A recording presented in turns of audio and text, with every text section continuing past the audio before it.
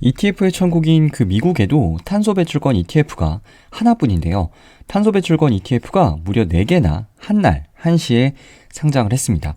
투자할 만한 ETF가 없어서 ETF를 직구하던 시절이 있었는데 국내 ETF 시장이 정말 빠르게 성장하고 있음을 다시 한번 느끼게 됩니다. 오늘은 아직 자산이라 부르기도 다소 어색한 탄소 배출권이 무엇인지 알아보고 국내 상장 탄소 배출권 ETF 4개의 특징을 간단하게 리뷰해 보도록 하겠습니다.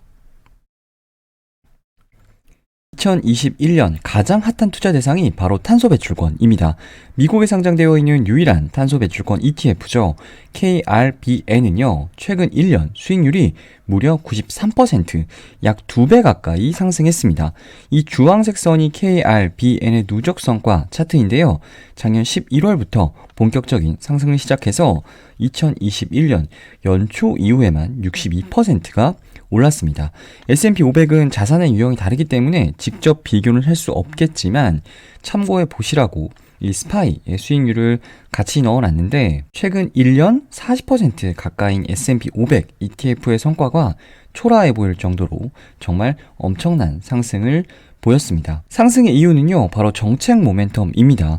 탄소 배출권이 계속 최근에 언급이 되고 있는데 사실 본격적으로 상승을 하기 시작한 것은 앞에 차트에서 보여드렸지만 작년 11월부터입니다. 유럽은요, 원래 친환경에 관심이 많은 동네였고요. 중국이 작년 말에 2060년까지 탄소 중립을 선언을 합니다. 그리고 실제로 올해 탄소 배출권 거래소를 공식적으로 오픈을 했죠. 미국도 마찬가지인데요. 대통령이 친환경에는 1도 관심이 없었던 트럼프에서 바이든으로 바뀌죠. 바이든의 여러 정책 중 트럼프와 가장 차별화된 정책 중 하나가 바로 친환경이었고, 바이든은 대통령이 되자마자 파리 기후협약에 복귀를 선언을 했죠. 탄소 중립 목표를 달성하기 위해서는 탄소를 줄여야 하는데요. 이것을 기업의 자율성에만 맡길 수가 없으니까 규제를 합니다. 방법은 크게 2가지인데요. 탄소 배출량만큼 세금을 부과하는 방식, 그리고 탄소 배출권 거래 제도입니다. 탄소세 부과가 직접적인 규제 방식이라고 하면 시장의 기능을 활용해서 기업들이 효율적으로 배출 행위를 유도하는 것이 탄소 배출권 제도라고 보시면 될 텐데, 메커니즘을 아주 간단하게만 설명을 드리면 CO2 총 배출 허용 한도가 있습니다. 그리고 그 한도 내에서 각 기업들은 배출 허용량, 즉 탄소 배출권을 할당을 받게 되죠. 할당받은 배출권이 탄소 배출량보다 적으면 탄소 배출권을 추가로 구매를 하게 되는 거고, 이 배출권이 남은 기업은 이 시장을 통해서 매도를 할 수가 있는 겁니다. 그러니까 정해진 가격이 있는 것이 아니고 시장에서 거래가 되는 거니까 당연히 수요와 공급의 원칙에 의해서 가격은 결정이 됩니다. 이렇게 생각하시는 분도 계실 것 같아요. 부족한 기업들이 굳이 탄소 저감 노력을 하지 않고 시장에서 사서 쓰면 되는데 과연 이게 탄소를 저감하는 데 도움이 되는 제도인가? 라는 의문을 가지시는 분들도 계실 텐데요. 기업들이 배출할 수 있는 총 허용 한도가 매년 줄어들게 됩니다. 즉 탄소 배출권의 공급이 줄어드니까 당연히 가격은 올라갈 테고, 탄소 배출권을 사서 쓰던 기업들도 탄소를 줄이기 위한 노력을 할 수밖에 없게 되는 거죠. 파란색 선이 유럽의 탄소 배출 총 허용량인데 보시면 점점점 줄어들고 있는 것을 보실 수가 있죠. 즉 기업의 탄소 배출량이 현 수준이라고 가정을 하면 수요는 일정한데 공급이 줄어드는 거니까 가격은 올라갈 수밖에 없는 구조입니다. 주요 탄소 배출권 거래소는 3개가 있는데요. 가장 큰 유럽이 있고요. 미국은 국가 단위의 거래소는 없습니다. 주 단위로 운영이 되고 있는데 캘리포니아 그리고 RGGI가 있습니다.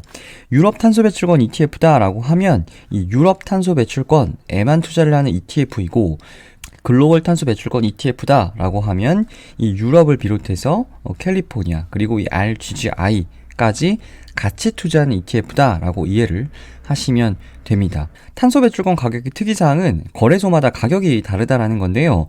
유럽의 탄소 배출권 가격이 가장 비싸고요. 변동성도 가장 큽니다. 그리고 RGI와 캘리포니아 같은 경우는 상대적으로 변동성도 낮고 가격도 더 낮게 형성이 되어 있는 것을 보실 수가 있죠. 이 차트를 통해서 저희가 유추해 볼 수 있는 것은 나는 공격적인 성향이다 라고 한다면 글로벌 탄소 배출권 ETF보다는 유럽 탄소 배출권 ETF가 더 나은 선택이 될 수가 있습니다. 보시는 것처럼 올라갈 때 확실하게 좀 치고 올라가는 것을 보실 수가 있죠. 반대로 하락할 때는 또 크게 하락하는 단점도 있습니다. 탄소 배출권 ETF는요, 탄소 배출권 선물에 투자를 합니다. S&P 500 같은 지수 선물과 달리 원자재 ETF는 장기 투자할 때 치명적인 약점이 있습니다. 왜냐하면 롤오버 비용이 워낙 크기 때문에 ETF가 실제 원자재 가격을 따라가지를 못해요. 그런데 이 탄소 배출권 ETF는 롤오버 비용이 매우 낮습니다. 이해가 잘 되지 않으시면 그냥 흘려 들으셔도 되는데요. 탄소 배출권은 원유나 천연가스와 달리 보관 비용이 필요가 없죠. 그래서 롤오버 비용이 거의 발생하지 않습니다. 탄소 배출권 선물 연도별 롤오버 비용을 정리한 표를 가지고 왔는데 그 옆에 석유나 천연가스와 비교하면 롤오버 비용이 상당히 낮은 것을 보실 수가 있습니다. 특히 변동성이 확대되는 구간에서는 특히 롤오버 비용이 천문학적으로 올라가게 되는데, 이 탄소 배출권 같은 경우는 원자재 가격이 조금 급심하게 움직였던 2015년이나 16년 그리고 2020년에조차도 굉장히 낮은 롤오버 비용을 유지하고 있는 것을 보실 수가 있습니다. 탄소 배출권 ETF를 중장기적으로 가져가시려는 분들에게는 이 롤오버 비용이 낮다라는 것은 굉장히 매력적인 점이라고 할 수 있겠습니다.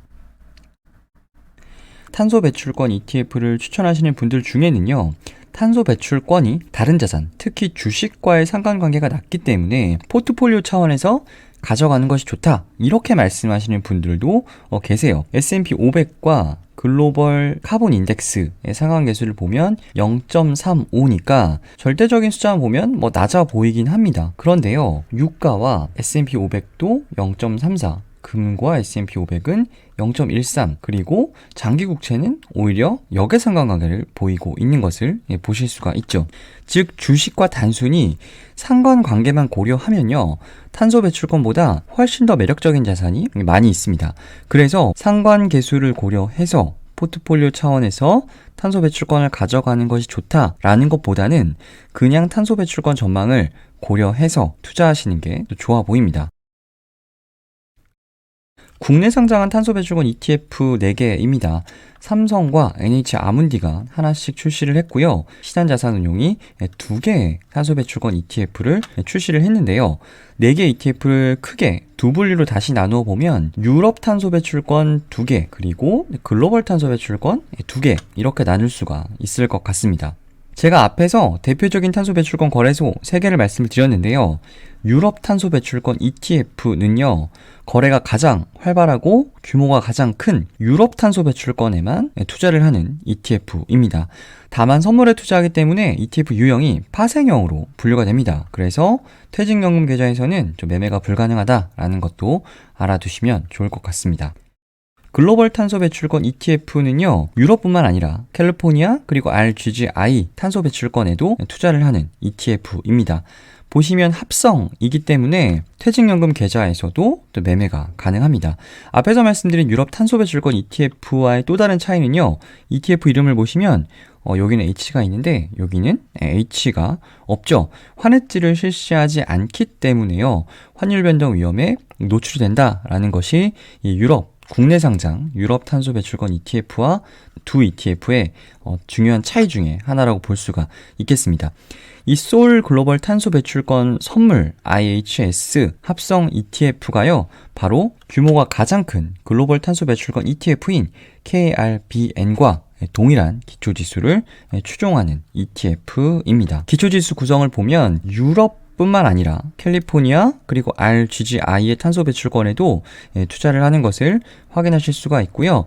다만 유럽의 규모가 가장 크기 때문에 유럽 탄소 배출권의 비중이 가장 크게 차지하고 있는 것도 확인하실 수가 있습니다. 탄소 배출권이 유망하다라는 이야기들은 많이 하고 있으신데요. 탄소 배출권의 목표 가격을 어느 정도로 설정하고 이 탄소 배출권 ETF를 가져가야 하는가에 대해서 고민하신 분들이 많으실 것 같습니다. 탄소 배출권 목표 가격을 언급하고 있는 자료 하나를 좀 가지고 와 봤습니다. 소스는 전부 다릅니다. 자료를 보시면 2050년까지 톤당 147달러, 2030년까지 EU ETS 기준으로 톤당 100유로, 그리고 여기는 톤당 125달러, 톤당 2030년까지 톤당 100달러, 이런 식으로 굉장히 다양한 의견들이 제시가 되고 있는데요. 지금 70유로 정도 합니다. 투기적인 수요가 시장에 많이 유입이 되어 있기 때문에 단기적으로는 정말 많이 올랐죠. 그래서 조정 가능성도 분명히 있습니다만, 이런 자료들이 그나마 조금 신뢰할 만한 자료다라고 본다면 탄소 배출권은 중장기적으로 굉장히 유망한 투자 자산이 될 수는 있을 것 같습니다. 참고하시면 좋을 것 같습니다. ETF 읽어주는 남자, 오늘은 여기까지입니다.